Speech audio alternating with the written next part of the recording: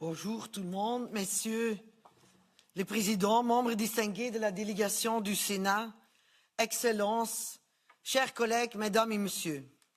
Jambo. Abarigani.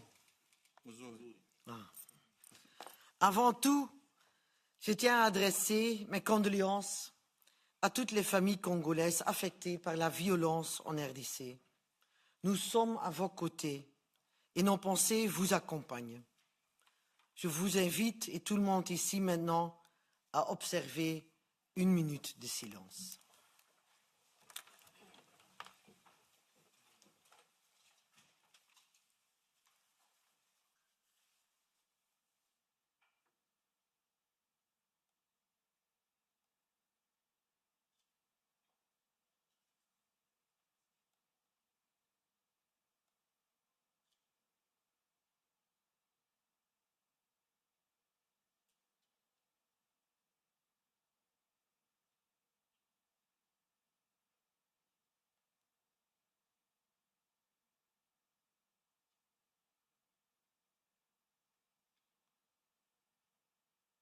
Merci. C'est un grand honneur pour moi et pour le Parlement européen de vous accueillir ici aujourd'hui au Parlement européen, au cœur de la démocratie européenne. Votre présence montre la volonté commune de renforcer les liens entre l'Union européenne et la République démocratique du Congo. Ce partenariat est essentiel pour nos 2 continents.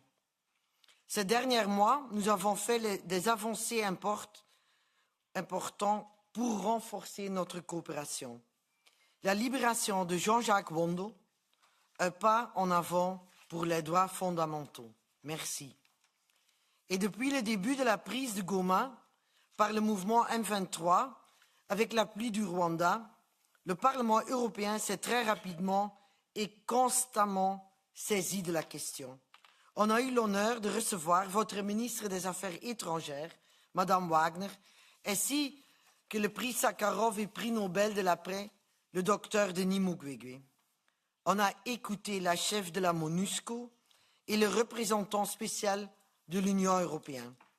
Et on est en contact permanent avec votre ambassadeur et les ambassadeurs de la sous-région.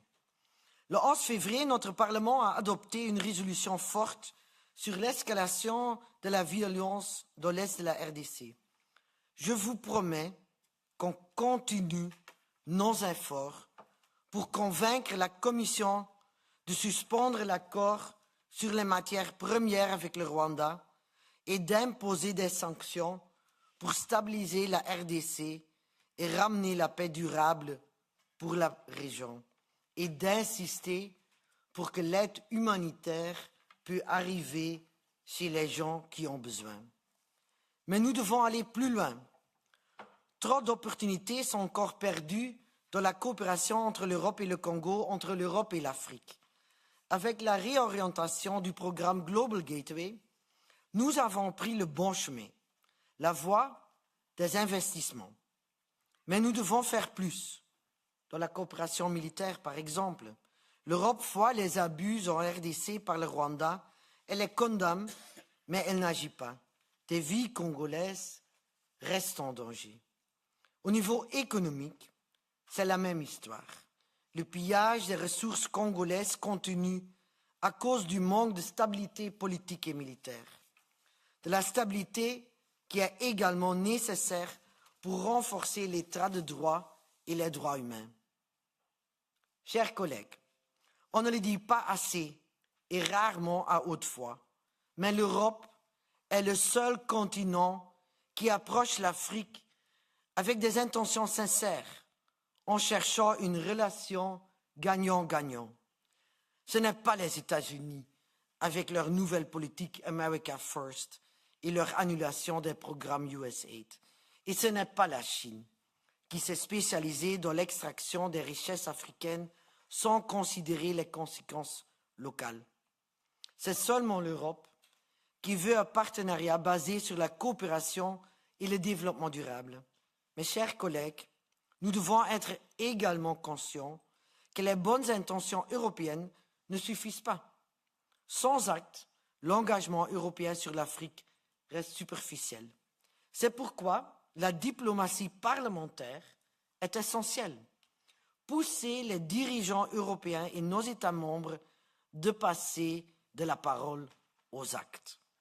Votre présence aujourd'hui est essentielle pour avancer ensemble. Travaillons ensemble pour une coopération plus forte entre l'Europe et l'Afrique. Je vous remercie. Et permettez-moi maintenant de vous présenter les personnes présentes ici avec moi sur ce podium.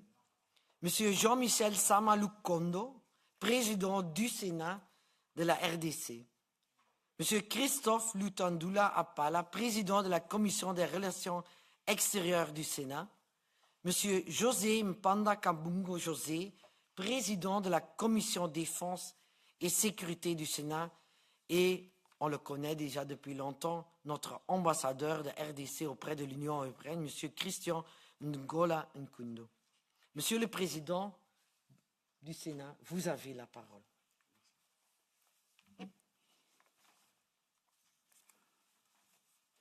Madame la coprésidente de l'Assemblée parlementaire Afrique-Union européenne du Parlement européen, Mesdames et Messieurs les eurodéputés et chers collègues parlementaires, Mesdames et Messieurs, au nom de la délégation qui m'accompagne, et celui en particulier des honorables sénatrices et sénateurs membres des commissions permanentes des relations extérieures, de défense et sécurité économico-financière et bonne gouvernance, ainsi que socio-culturelle. Je tiens à vous remercier d'avoir accepté de nous recevoir ce jour. Madame la coprésidente, notre visite de travail intervient à un moment où notre pays, la République démocratique du Congo, fait face à une guerre d'agression lui imposée par le Rwanda depuis 2022, et ceci pour la énième fois en 30 ans. Cette agression a plongé la République démocratique du Congo dans une crise sécuritaire et humanitaire qui menace gravement sa stabilité politique et empire les conditions de vie de ces populations, particulièrement dans les provinces du Nord Kivu et du Sud Kivu, massacrées en masse et pillées à souhait par des troupes de la force de défense du Rwanda, les RDF, et ses supplétifs du M23. Cette visite de travail procède de la diplomatie parlementaire et participe à l'effort commun des institutions de la République démocratique du Congo, en particulier celui de son Excellence, Monsieur le Président de la République, Félix-Antoine Tshisekedi Tshilombo, chef de l'État, ainsi que du gouvernement de la République, pour mobiliser les partenaires extérieurs en vue d'obtenir l'exécution de la résolution 2773 du Conseil de sécurité et l'aboutissement heureux des processus de paix de Nairobi et de Luanda par des pressions accrues sur les autorités rwandaises et les dirigeants du M23, notamment à travers les sanctions effectives. Madame la coprésidente, le Sénat de la République démocratique du Congo salue, et vous l'avez mentionné ici, le vote en février ici 2025 par l'écrasante majorité des parlementaires européens de la résolution RCB 10-0102/2025 condamnant l'agression du Rwanda contre la République démocratique du Congo et exigeant le retrait de ses troupes du territoire congolais et la prise le 17 mars 2025 par l'Union européenne des sanctions contre les chefs militaires rwandais et un opérateur important du secteur minier impliqué dans le pillage des ressources naturelles de la République démocratique du Congo. Madame la coprésidente, permettez-moi de mentionner que la voie de sortie de crise que préconise la République démocratique du Congo se décline en 5 volets, à savoir les volets diplomatiques, politiques, humanitaires, économiques et militaires. Les différentes initiatives entreprises s'inscrivent dans ce cadre sans aller dans les détails. Je voudrais souligner notamment ce qui suit. Sur le volet diplomatique, la mise en œuvre de la résolution 2773 du Conseil de sécurité des Nations Unies. Et ici, nous attendons des actions concrètes pour l'application, surtout des sanctions et les demandes aux différentes parties. La mise en œuvre de la résolution de la 37e session extraordinaire du Conseil des droits de l'homme et des Nations Unies portant création d'une part de la mission d'établissement des faits au Nord Kivu et au Sud Kivu et la présentation du rapport final en septembre 2025 et d'autre part aussi de la commission indépendante d'enquête que nous voulons de tous nos voeux à partir de septembre 2025.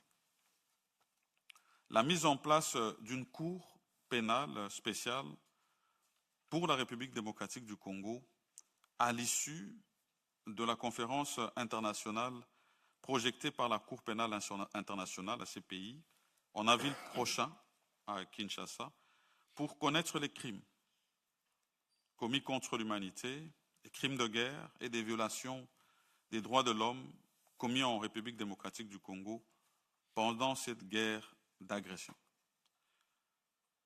L'exécution du plan de neutralisation des FDLR et le retrait concomitant des troupes rwandaises de la République démocratique du Congo, comme accepté par les deux parties Rwanda-RDC dans le cadre du processus de Luanda, et la relance rapide du processus de Nairobi pour favoriser le dialogue entre les groupes armés et le gouvernement de la République démocratique du Congo, conformément au communiqué des chefs d'État de l'EAC tenu à Nairobi en avril 2022.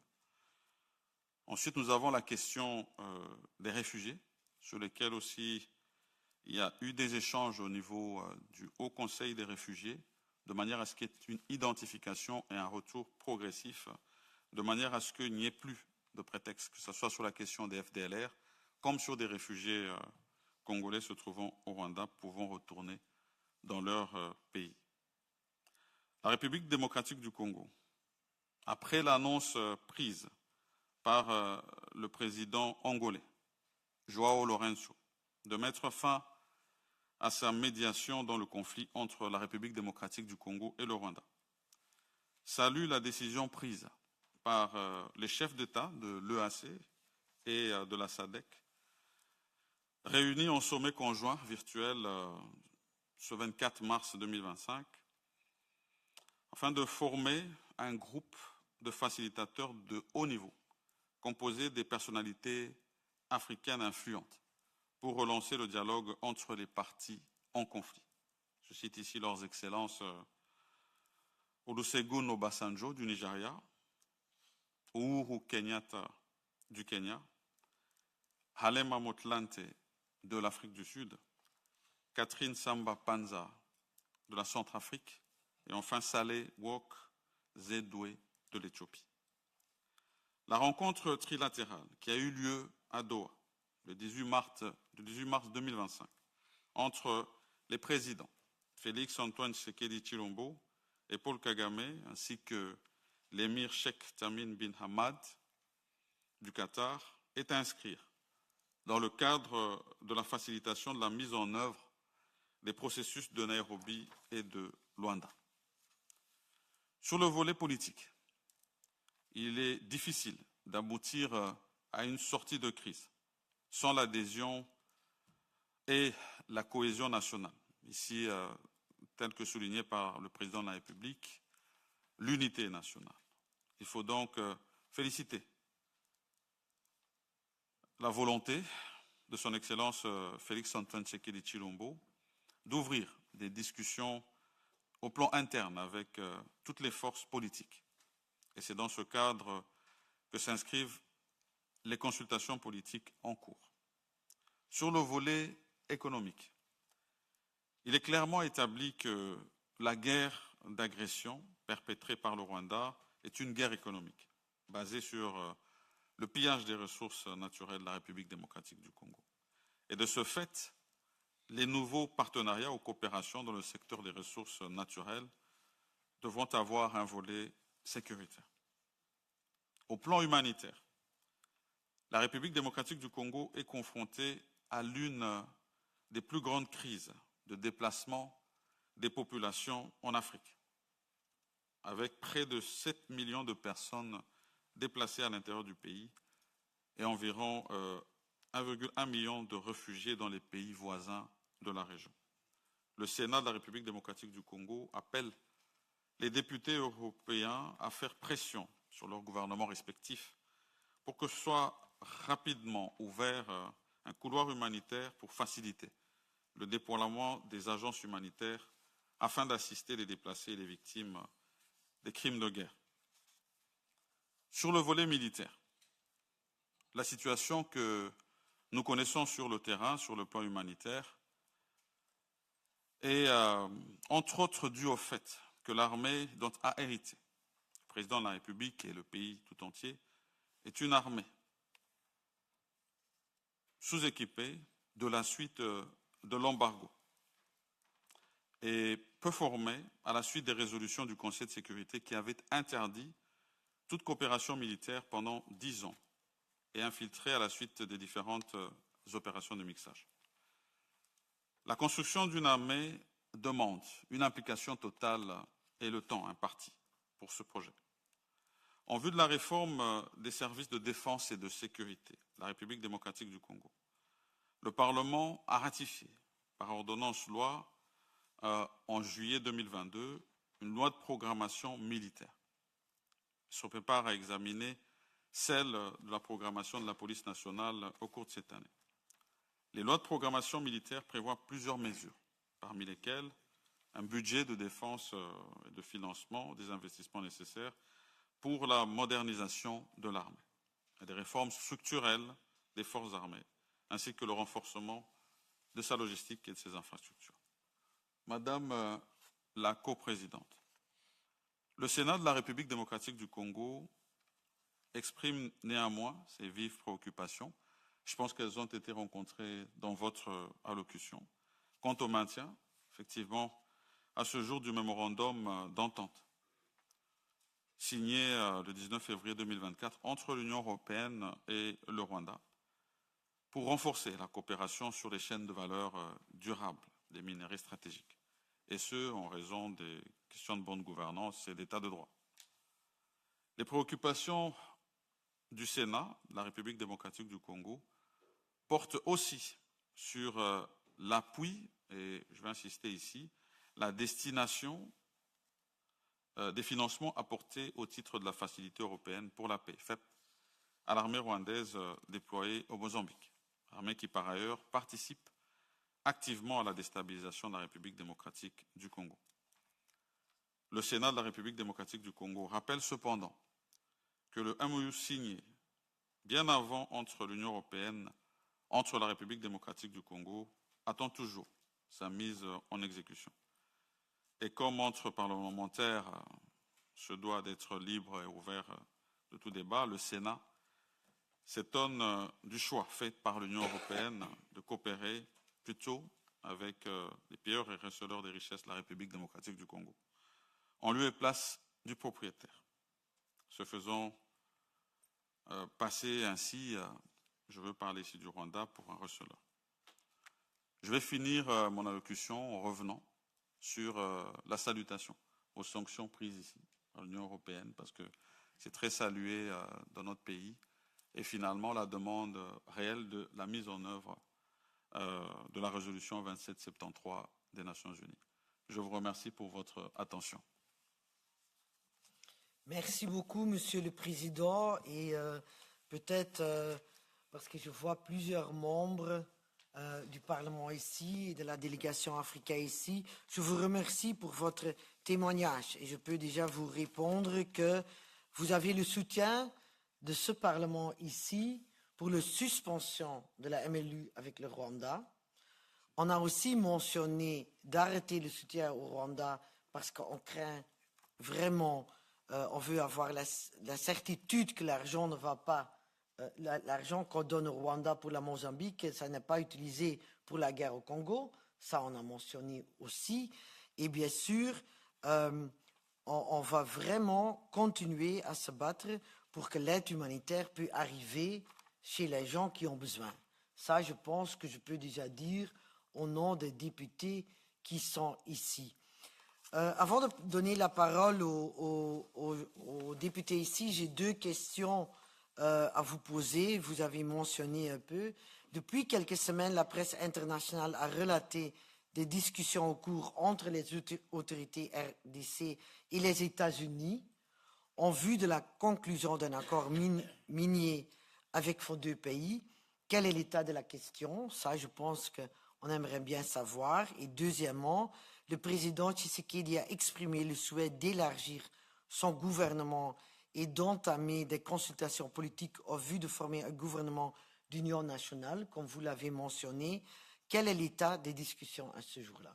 Ça, c'est en tout cas mes 2 questions. Mais avant peut-être de répondre, je laisse aussi la parole aux membres où vous voulez répondre tout de suite ou après les interventions des députés? Je voudrais peut-être répondre sur ces 2 questions et peut-être par la suite on pourra prendre les autres questions. Oui, parfait. Je vais commencer par votre première question sur les accords en cours de discussion avec les États-Unis. Ils s'inscrivent dans le cadre de la diversification de nos partenariats. La République démocratique du Congo est un pays riche de ses ressources minières, mais aussi de ses autres potentiels du point de vue énergétique et du point de vue agricole. Et donc, c'est ouvert au monde afin de diversifier ses partenariats. C'est une question qui demande aussi une très grande ouverture dirigée vers les autres pays intéressés à venir investir en République démocratique du Congo. Vous avez suivi récemment qu'il y a eu des réunions portant sur le climat des affaires. Et ici, il est attendu que nous puissions mettre finalement un contenu au mémorandum d'entente que nous avons avec l'Union européenne. Parce que nous l'avons signé, nous attendons un contenu à l'intérieur et donc plus d'investissements qui pourraient venir de l'Europe vers la République démocratique du Congo. Et donc ces discussions sont en cours, effectivement sur ces volets miniers et énergétiques. Et ça s'inscrit, comme je l'ai dit, dans la diversification et on reste ouvert, bien sûr, à tout autre partenariat. Nous vivons une guerre économique et nous pensons que la réponse à cette guerre doit aussi avoir une réponse sur le volet économique. Et donc, c'est ça que je pourrais mentionner par rapport aux discussions que nous avons actuellement avec les États-Unis d'Amérique. Ensuite, sur la question du gouvernement d'union nationale, ici, je voudrais simplement rappeler l'appel à la cohésion et à l'unité nationale lancé par son Excellence, Monsieur le Président de la République, au lendemain des atrocités que nous avons vécues dans la ville de Goma, pour faire face à l'agression. Et donc, une politique d'ouverture, de dialogue et de main tendue.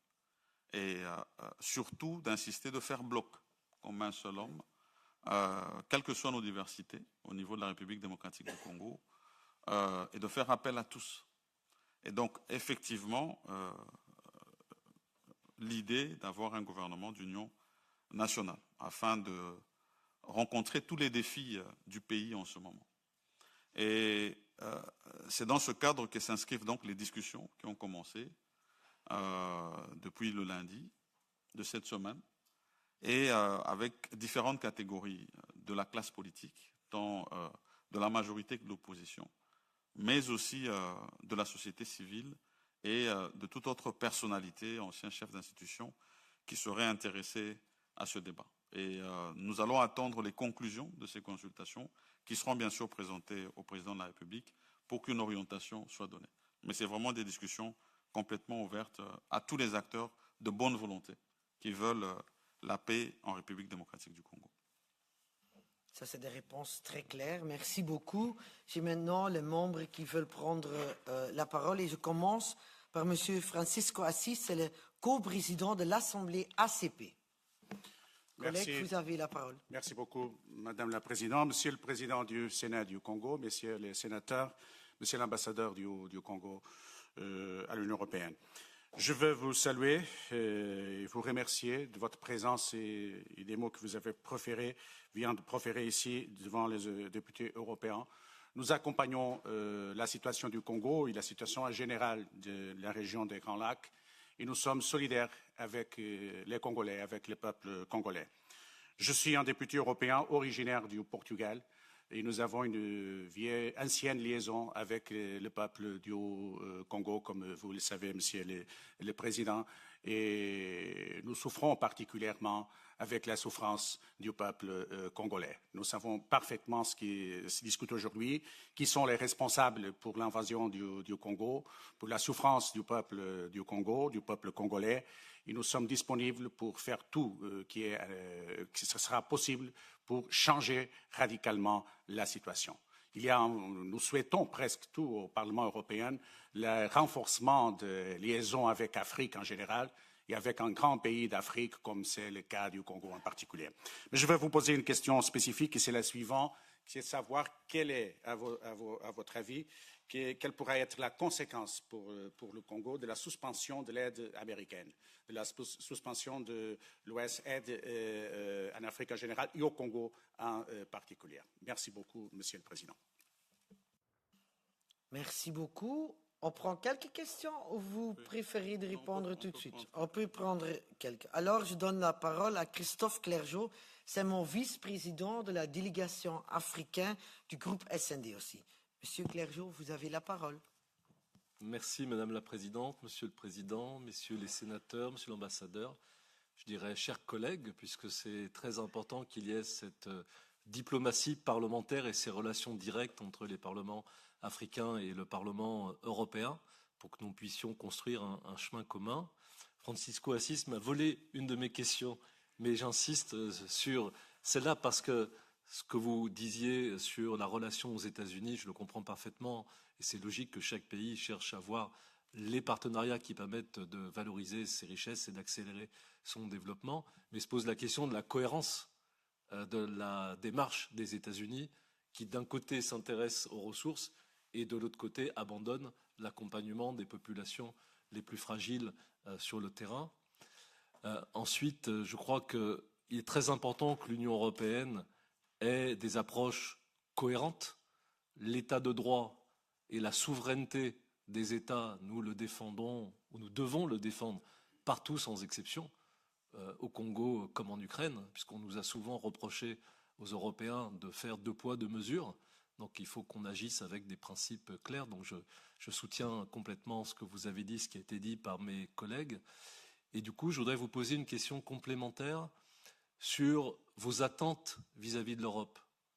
Vous en avez dit un mot sur le fait de nourrir concrètement le partenariat, mais plus globalement, aujourd'hui, qu'est-ce que vous pensez que nous pouvons construire ensemble?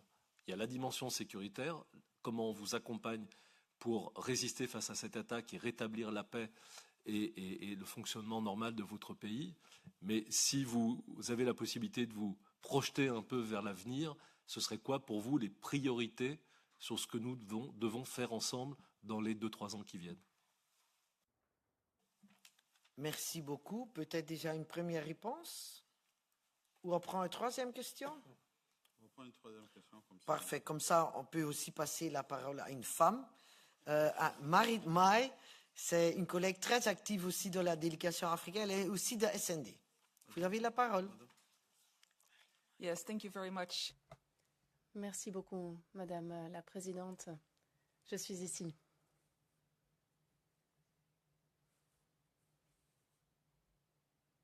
Merci. Merci beaucoup, Monsieur le Président. Okay. Très bien, en espérant que vous m'entendiez. Est-ce que vous m'entendez bien? Merci, Madame la Présidente, de me donner la parole. Merci beaucoup, Honorable Lakunde. Non, cela ne fonctionne pas?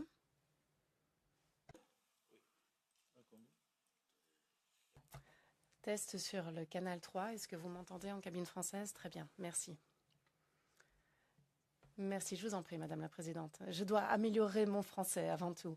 Merci, Madame la Présidente. Merci, Monsieur le Président honorable Lakunde, d'être ici et de partager avec nous vos idées, vos réflexions sur l'avenir de votre pays et sur nos relations également avec nous, le partenaire européen. Il est très important d'en parler. Comme l'a dit Madame la Présidente, c'est un sujet qui occupe le haut de notre liste de priorités, car bien sûr, il y a beaucoup de recoupements, de liens entre l'Est du Congo et l'Union européenne. Nous avons une responsabilité lourde. Il nous faut de notre côté œuvrer à une solution bilatérale également. Alors, vous avez parlé du mémorandum d'accord avec le Rwanda. Nous en avons parlé au sein du Parlement et nous avons aussi cette résolution avec un amendement. J'aimerais revenir sur ce qu'ont mentionné mes collègues et vous poser une question sur vos relations avec d'autres pays, les États-Unis, mais aussi la Chine, car vous êtes un pays riche en ressources. Et il me semble que cela génère une forte attention, un intérêt du monde entier qui se tourne tous vers vous pour leur transition numérique, leur transition énergétique. Vous êtes un pays très important. Et nous aimerions dès lors savoir comment vous travaillez sur la question de ces intérêts internationaux différents et veiller à ce que cela serve l'intérêt de votre population, de la population de la RDC, car il existe bien sûr beaucoup d'exploitations ou plutôt de relations d'exploitation qui peuvent se développer et qui se sont d'ailleurs déjà développées par le passé. Quant à la situation humanitaire à l'est du Congo, vous en avez un peu parlé, nous le savons, il y a énormément de personnes déplacées en interne, beaucoup de réfugiés également, et puis la question spécifique des violences sexuelles à l'égard des femmes, les viols utilisés comme armes de guerre. D'après ce que nous avons compris de part et d'autre, de toutes les parties prenantes, et nous aimerions savoir ce que vous entreprenez pour lutter contre cette question. Quelle est la position de votre gouvernement? Comment pouvez-vous arrêter ces violences excessives à l'encontre des femmes et ces abus très particuliers utilisés donc comme armes de guerre? Et je reviens sur la question de mon collègue M. Clergeau, à savoir que pouvons-nous faire de notre côté, du côté de l'Union européenne? Comment envisagez-vous l'avenir de notre relation? Merci. Beaucoup et Monsieur le Président, ça c'est quelque chose que ce Parlement insiste toujours. Comment on peut aider aussi pour les femmes violées, parce que c'est quelque chose qui touche notre Parlement vraiment au cœur. J'ai une dernière intervention de Monsieur Thierry Mariani de Patriots. Merci Madame la Présidente. Monsieur le Président du Sénat, chers collègues parlementaires congolais. Bien sûr, comme tous mes collègues, je voudrais m'associer à la peine et aux souffrances que subit le peuple congolais. Mais je voudrais poser deux questions. Est-ce que vous avez le soutien du Parlement européen? L'évidence, c'est oui. Oui, sans condition et sincèrement. En témoigne la résolution votée par tous les groupes. Est-ce que vous avez le soutien des institutions européennes? Si je suis diplomate, je vous dirais peut-être. Si je suis honnête, je vous dirais certainement pas. Et moi, j'ai l'impression, excusez-moi Madame la Présidente, qu'au niveau des institutions européennes, soit on joue la montre, comme on dit au football quand on a un score qu'on veut prolonger, soit on gagne du temps. Voilà. Vous l'avez dit, on a pris effectivement, après cette résolution, des sanctions. C'est très bien, c'est dans le bon sens, et c'est une première étape. Mais ça doit être qu'une première étape. Parce que, Madame la Présidente, à regret, je constate que ça n'a pas changé grand-chose. Et je me souviens d'autres conflits, qui continuent d'ailleurs à l'est de l'Europe, où quand la première étape ne suffisait pas, on faisait une deuxième étape, troisième étape. Si ma mémoire est bonne, on va même en être au 17e train de sanctions contre l'Ukraine. Là, j'ai l'impression qu'on a pris une première étape, et je le répète, c'est une victoire. Que ce soit les efforts des parlementaires européens, des parlementaires congolais, de votre ambassadeur, c'est une victoire, mais pour le moment, ça n'a, hélas, pas changé grand-chose. Alors pourquoi je dis que je doute de l'attitude des institutions européennes? D'abord, excusez-moi, pour moi c'est extrêmement grave, j'ai été 25 ans parlementaire nationaux, et je le dis publiquement, les institutions européennes ont d'abord menti aux parlementaires européens. Pendant un an, on nous a expliqué que cet accord entre le Rwanda et l'Union européenne présentait toutes les caractéristiques de traçabilité et que c'était un accord exemplaire. Madame Upperleyen, vous étiez comme moi, Madame Votmans, dans le précédent mandat, et comme moi, vous insistiez sur les mêmes sujets, et vous pouvez témoigner qu'à chaque fois, on nous a dit toutes les garanties sont là.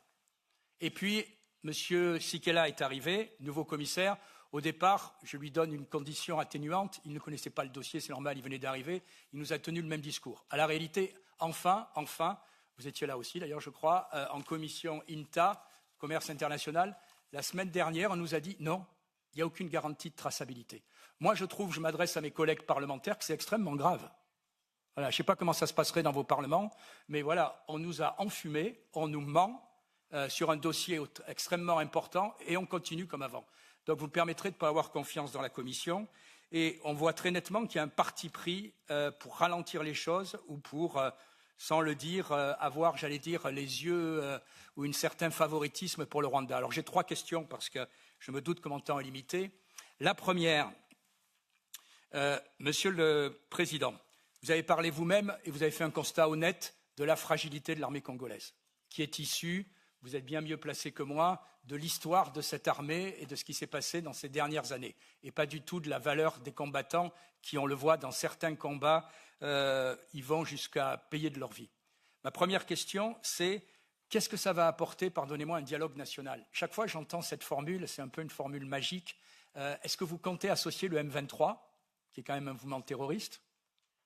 Ou alors, est-ce que pour vous, le dialogue national, c'est entre les partis congolais, ce qui est bien sûr une bonne chose, mais qu'est-ce que ça va changer à la situation militaire qui, en ce moment, on est vu de Bruxelles ou vu de Paris, est assez alarmiste. Deuxièmement, on n'a pas parlé de l'Ouganda, mais je trouve que l'Ouganda est en train de rentrer quand même un peu dans le jeu et pas forcément dans le bon sens. Et je me demande comment vous voyez l'attitude de l'Ouganda ces dernières semaines. Et enfin, troisième question, je rejoins ce qu'ont dit mes 2 autres collègues, ou mes 3 autres collègues, pardon, qu'est-ce que vous attendez de l'Union européenne? Parce que voilà, le Parlement a fait son boulot. Excusez-moi, on a tous dans les parlements des pouvoirs limités. Le Parlement a fait son boulot, tout groupe politique confondu. Voilà, maintenant, j'ai envie de dire, je me tourne vers les gens qui sont derrière moi, qui représentent les différents services. Qu'est-ce que vous attendez qu'on fasse de plus? Une nouvelle vague de sanctions? Qu'on attende que ces sanctions qui ont été prises et qui sont positives fassent des miracles? Malheureusement, je n'ai pas l'impression que M. Kagame en est traumatisé. Voilà, donc c'était mes 3 questions. Merci beaucoup, M. Mariani, mais je veux juste vous rappeler que, bien sûr, les critiques sur la Commission, je ne pense pas que le président du Sénat peut répondre à ça. C'est quelque chose qu'on peut se débattre dans la salle plénière la semaine prochaine, déjà, quand la Commission et le commissaire vont être là. Mais bien sûr, aux 3 questions, j'espère qu'ils vont bien répondre. Monsieur le Président, vous avez la parole. Et bien sûr, si vous voulez passer aux autres sénateurs, c'est votre droit. Vous décidez qui répond à quelle question. Merci beaucoup. Oui, merci. Je vais d'abord remercier tous les intervenants pour leurs questions pertinentes. Et moi, je vais répondre d'un point de vue général, et bien sûr, je pourrai me faire compléter par les présidents des commissions relations extérieures aux défenses ici sur l'un ou l'autre volet, afin de permettre vraiment que toute l'information soit partagée. Alors, M. Francisco est revenu sur la question de la suspension de l'aide. Effectivement, suspension de l'aide, mais de manière précise des États-Unis, parce qu'avec les autres partenaires, ce n'est pas le cas. Je vais rappeler que sur ces questions humanitaires, je pourrais le dire ici sans me tromper, que sur les différents organismes que nous avons, qui œuvrent sur le terrain, nous avons aussi une participation qui vient de l'Europe. Et ici, il faut aussi le dire, elle est supérieure à celle qui venait des États-Unis. Et nous, dans les discussions que nous voulons avoir d'abord avec vous, c'est d'abord de garantir cette aide humanitaire qui est déjà, et voir peut-être la possibilité de l'accroître, parce que la crise étant plus grande, cela demande plus de moyens. Donc, ce qui est attendu au niveau des différents, de ce Parlement d'abord, et puis au niveau de vos pays respectifs, c'est de garantir cette aide et de permettre, bien sûr, qu'il y en ait un peu plus. Et puis, bien sûr, maintenant, sur les discussions que nous avons en bilatéral avec ces pays, principalement sur les États-Unis, rappeler aussi que nous avons cette question humanitaire et que indépendamment de cette question qui concerne l'USAID, parce que c'est de cet organisme-là qu'il s'agit, il y a toujours un moyen d'agir sur le terrain. Mais là où nous déplorons cette question de cette suspension, c'est surtout les pertes en emploi. Parce que nous avions plusieurs de nos compatriotes qui étaient employés dans le cadre de cette action humanitaire. Et là, ces discussions sont en cours pour savoir quelles sont les solutions alternatives qui sont données. Je vais revenir aussi sur la nécessité, parce que j'en ai parlé, et c'est aussi une réponse, parce qu'on a parlé des attentes que nous avions vis-à-vis de ce Parlement. Des discussions, la coprésidente m'en a parlé tout à l'heure, vont se tenir ici sur les questions des violences qui sont faites, des tueries qui sont faites à l'est de la République démocratique du Congo. C'est très bien, j'en ai fait appel, nous, à cette cour qui pourrait venir pour travailler et surtout sanctionner toutes ces tueries qui ont eu lieu à l'est de la République démocratique du Congo. Mais je pense que le volet humanitaire doit absolument être ouvert dans la discussion. Parce qu'autant nous déplorons ces morts pour lesquels nous avons eu 1 minute de silence tout à l'heure, mais autant nous devons nous occuper de ces personnes déplacées, vivantes, qui sont rentrées pour certaines dans leur milieu de vie et qui finalement ne trouvent aucun abri et sont totalement livrées à elles-mêmes et qui demandent absolument qu'il y ait ce soutien qui soit apporté. Alors, Monsieur Clergeau, parce que vous êtes revenu d'abord sur cette première question de l'aide, je pense que la réponse, je venais de la donner. Mais oui, effectivement, sur cette question de l'intégrité territoriale et de la souveraineté, je vous rejoins totalement. Ce sont des principes intangibles sur lesquels, d'abord, nous saluons tout le soutien que nous avons de l'Union européenne sur cette question et pour lesquels, pour nous, c'est primordial. Et donc, ce soutien, je le salue une fois de plus. Alors, sur le volet militaire, parce que vous avez demandé quelles étaient les attentes, j'ai dit que nous avons une loi de programmation militaire qui a été mise en place. Je l'ai dit ouvertement que, effectivement, nous avons hérité d'une armée avec ses failles et qu'aujourd'hui, il y a un travail pour la reconstruire. D'abord pour,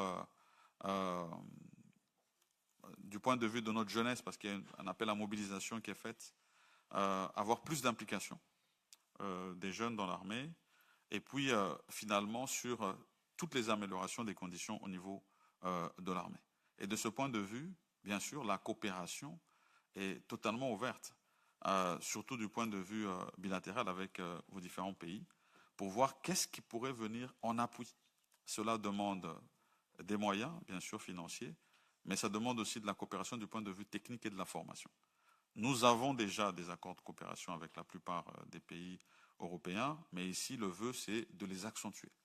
Et donc, cette attente, elle est ouverte et c'est une demande que je formule ici, de manière à ce que ce soit clair. Et sur le volet humanitaire, je venais de donner l'attente que nous avons. Alors, Madame Maït est revenue sur les différents partenariats que nous avons au vu de notre potentiel. Moi, j'ai parlé du potentiel minier, mais j'ai parlé aussi du potentiel énergétique.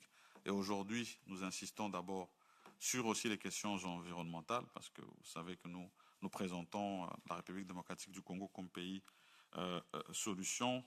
Et donc, c'est aussi un volet important dans les discussions que nous avons avec les partenaires. Mais c'est important que sur les différents partenariats que nous avons, d'abord, nous puissions améliorer les conditions dans lesquelles ils sont exécutés, mais surtout nous ouvrir.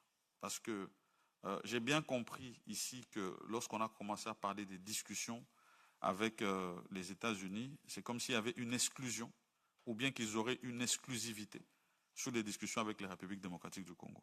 Alors que ce n'est pas le cas. Ici, nous restons totalement ouverts avec non seulement l'Union européenne, et sur les mêmes questions, les mêmes ressources, parce qu'il y a une diversité. Et par rapport à cette diversité, nous faisons le devoir d'apporter le plus d'informations. Je vais rappeler ici que notre ministre des Mines s'est déplacé vers l'Union européenne pour mettre du contenu au MOU dont j'ai parlé, de manière à présenter les potentialités et les possibilités pour les pays européens de venir investir dans le secteur minier et dans le secteur énergétique. Et donc, nous restons totalement ouverts sur ce sujet et de la même manière que nous les discutons avec les autres pays qui sont déjà présents en discussion avec nous sur ces différents partenariats. Ça peut être la Chine ou les États-Unis et peut-être encourager plus de discussions ici au niveau européen. Nous ne disons pas que nous n'avons pas de coopération avec l'Union européenne, mais nous estimons qu'il y a moyen de faire mieux et d'en avoir plus. Et donc, les conditions qui sont présentées au niveau du gouvernement et qui montrent l'ouverture et surtout cette amélioration du climat des affaires restent des questions qui sont vraiment importantes. Alors, sur la violence à l'égard des femmes et comme crime qui sont perpétrés et utilisés comme une arme contre les femmes. Je vais ici rappeler que d'abord, pour moi personnellement, c'est considéré comme les crimes les plus odieux. Et je rappelle que Son Excellence, Monsieur le Président de la République, M. Félix-Antoine Tshisekedi Tshilombo, du point de vue africain, a porté l'étendard de la masculinité positive. Et donc est vraiment attentif à ces questions. Ici, on ne parle pas seulement des violences, mais on parle surtout de les répertorier, parce que c'est le premier point, de manière à ce qu'il y ait des condamnations fermes. Mais il y a une suite, il y a aussi la réparation qui doit venir ensuite, par rapport à ces femmes qui ont subi ces violences. Nous avons une institution qui a été mise en place pour suivre ces questions, surtout de réparation, parce que il faut se pencher sur ces victimes qui finalement n'ont pas où se tourner, n'ont pas de rempart. On parle des violences, mais qu'est-ce qu'il en est ensuite?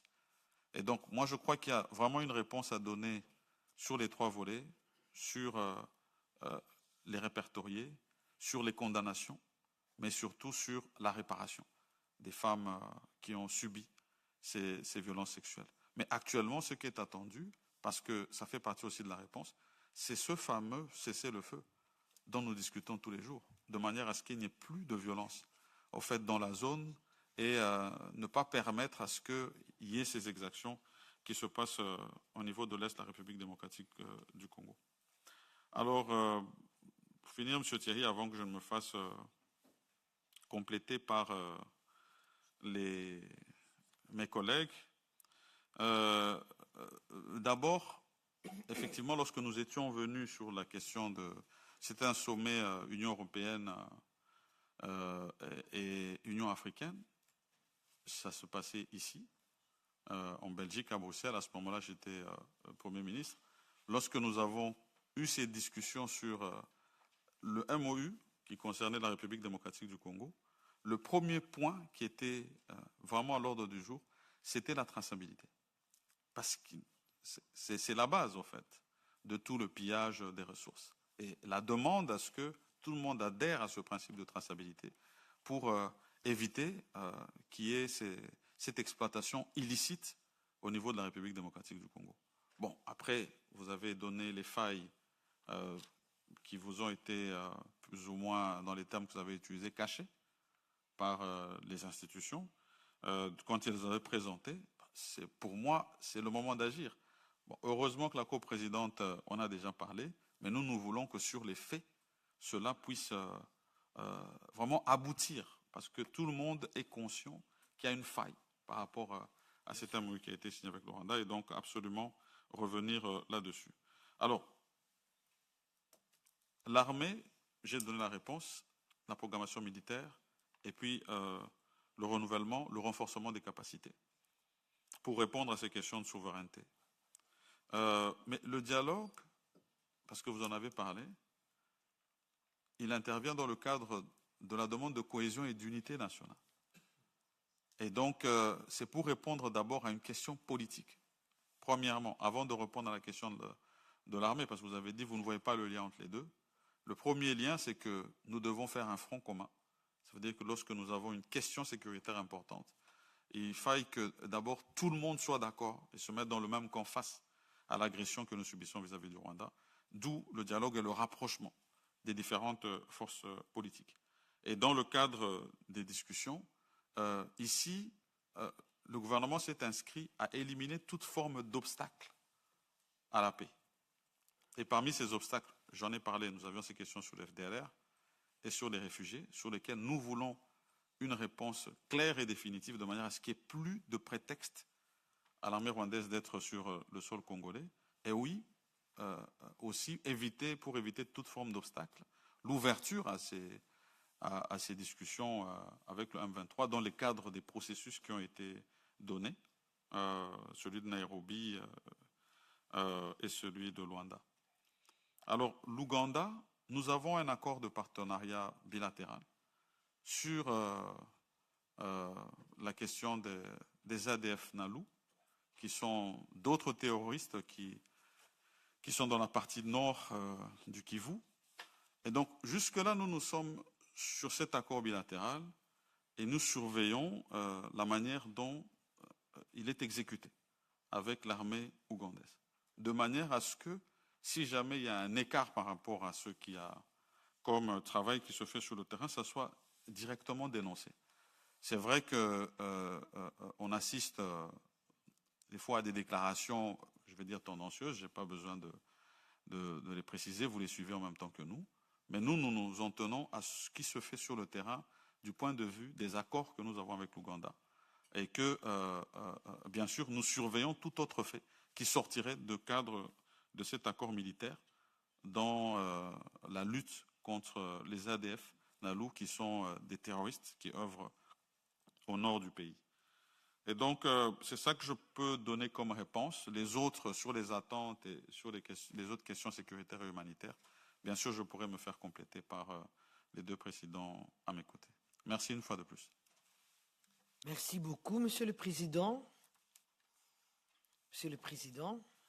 Merci, Madame la coprésidente. Merci, Monsieur le Président. Je vais pouvoir vous compléter sur pratiquement 2 ou 3 questions. La question de la Chine. Il y a quelques années, Madame la coprésidente, à l'époque de l'Assemblée parlementaire paritaire ACP Union européenne, on a débattu de cette question plusieurs fois. Nous avions dit qu'il n'y a de Chine en Afrique que parce que l'Europe n'a pas voulu rester avec nous sur le chemin du développement. Vous savez, au gouvernement, on se tait ou on démissionne, ou au Parlement, on parle ou on démissionne. Et nous disons la vérité. C'est important. Dans notre pays, avant 1973, il n'y avait aucun Chinois. 1973, le président Mobutu a visité la Chine. Il a rencontré Mao. C'est en ce moment-là que les Chinois ont commencé à venir. Je note aussi au Congo qu'à l'heure actuelle, il n'y a aucun investissement européen dans le domaine des infrastructures. Aucune participation. Donc, pour un gouvernement d'un pays qui est en développement, qui a besoin des infrastructures, évidemment, bon, la Chine se présente. Je ne dis pas que c'est parfait, mais on essaye avec la Chine. Et donc, au niveau de collègues européens, il faudra, je dirais même de nos amis, nos partenaires occidentaux, il faudra quand même une sorte de révolution dans la culture de relation avec nous. Et la tendance à dire la Chine est là, non. Il n'y a pas un partenaire extérieur ou des peuples étrangers qui connaissent l'Afrique plus que les Européens. Comment nous mangeons, comment nous dansons, tout. J'ai vu le nom de M. Galère ici, s'il était là, j'allais lui rappeler ça. Donc, il faudra quand même que le mal soit traité à la racine. Le Premier ministre est là, il a rappelé. Oui, je m'excuse. Il a rappelé une réunion importante à laquelle la délégation de la RDC a participé sous sa conduite, ici, et du côté du conseil là-bas. J'ajoute, il y a eu une grande réunion à l'époque de Charles Michel, qui a réuni les chefs d'État africains et l'Union européenne. D'ailleurs, je note que depuis lors, il n'y a plus de réunions. Ce mal est là. Il n'y a plus de réunions depuis lors. On a parlé des milliards d'euros. Je ne sais pas comment ça s'est passé avec d'autres pays. L'ancien Premier ministre est là, dont j'ai été ministre. On n'a pas avancé.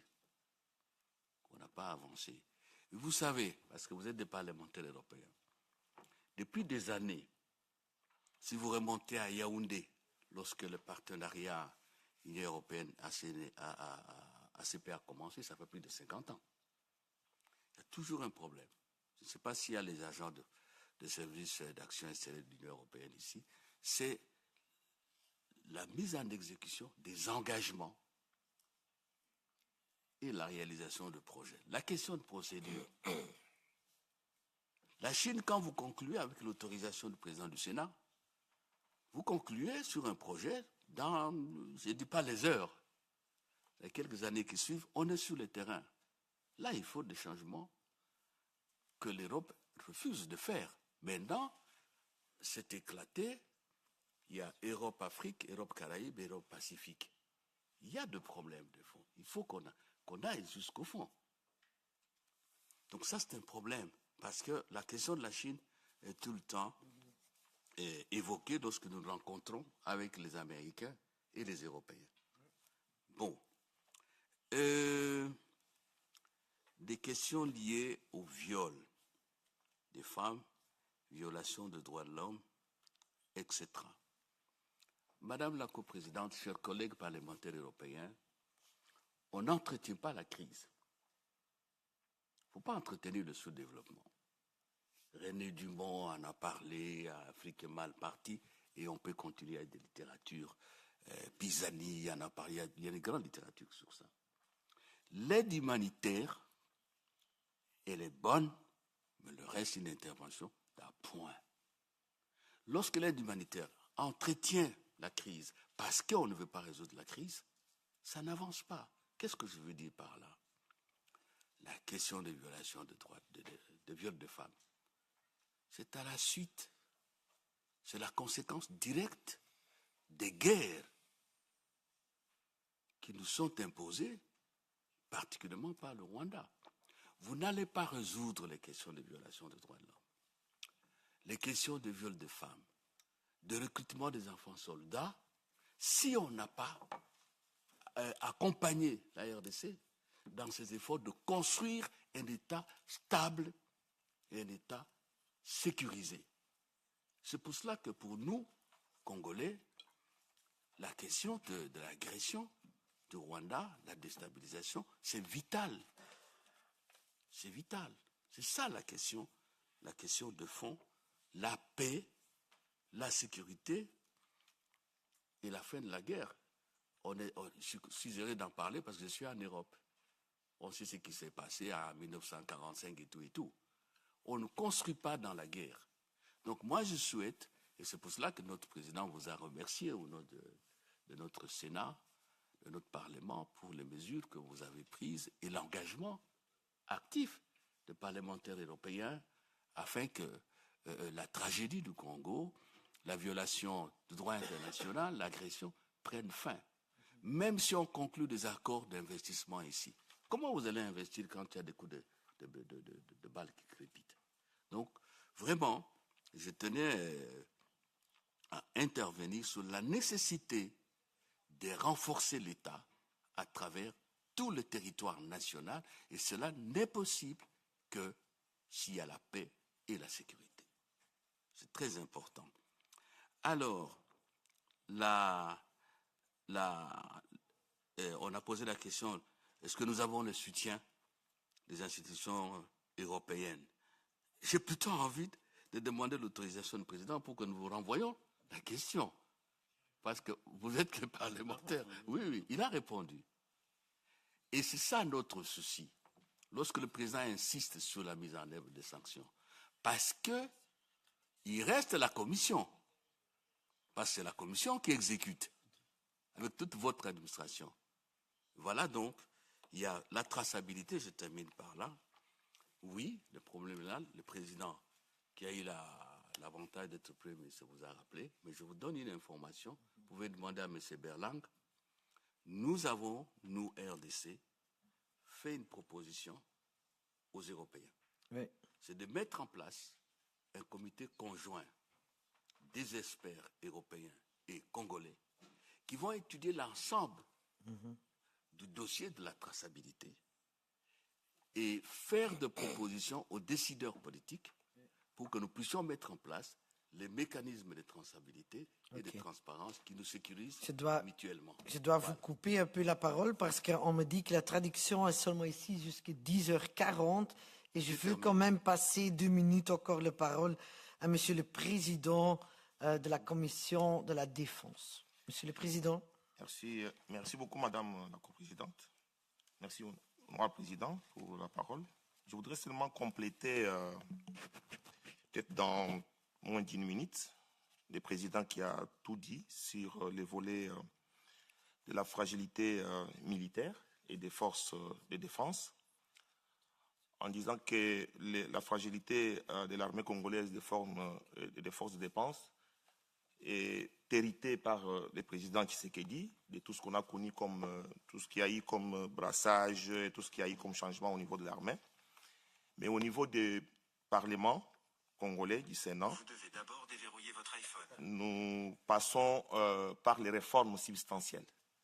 Les réformes, le président l'a dit, qui passent par les 2 lois de proclamation militaire et policière, pour arriver à doter l'exécutif congolais des moyens suffisants, des budgets qu'il faut, ces réformes qu'il faut pour les renforcements des capacités militaires, les renforcements des secteurs de sécurité et de formation, mais aussi non seulement les réformes, mais également la coopération avec les institutions européennes.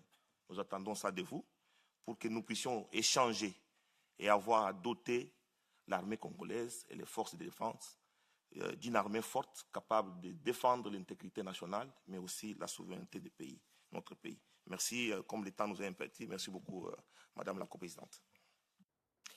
Merci beaucoup. Je pense que parce que la traduction va finir, on a toujours 15 secondes, parce que je vais vraiment conclure. Monsieur Clergeau.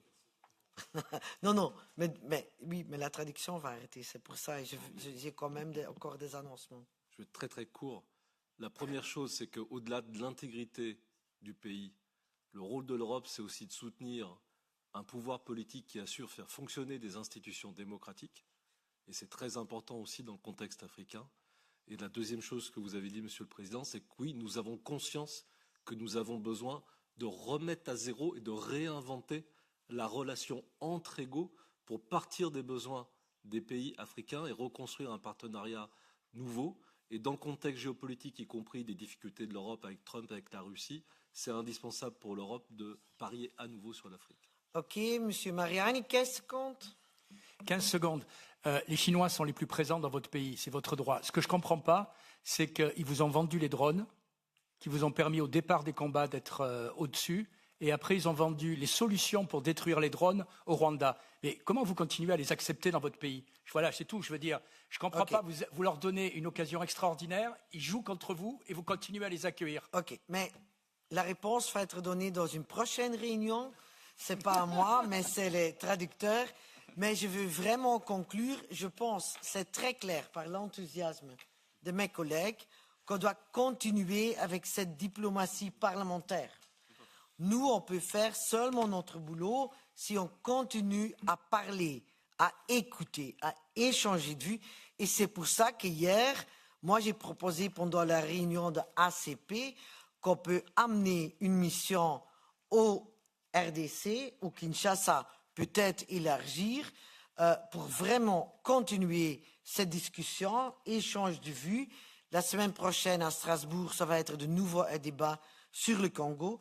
Et je vous promets comme coprésident de la délégation africaine, je continue à me battre pour la suspension de la MLU avec le Rwanda, pour que la mise en œuvre de tout pour la traçabilité, pour les sanctions et pour l'aide humanitaire et, peut-être le plus important, pour la relation pour le futur, je peux annoncer qu'on a introduit un amendement dans le budget, dans les discussions du budget ici au Parlement européen, pour investir dans un fonds d'infrastructure pour l'Afrique.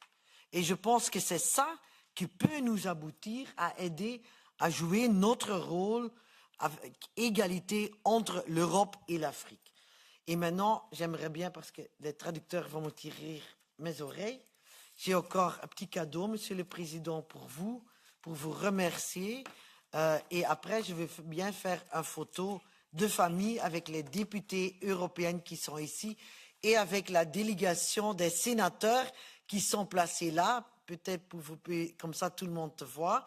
Voilà, prendre une photo de famille avec nous tous. Mais premièrement, Monsieur le Président, j'ai un petit cadeau du Parlement européen pour vous donner. Merci. Je pense qu'ils veulent prendre les photos. Non, bien sûr, bien sûr. On va prendre.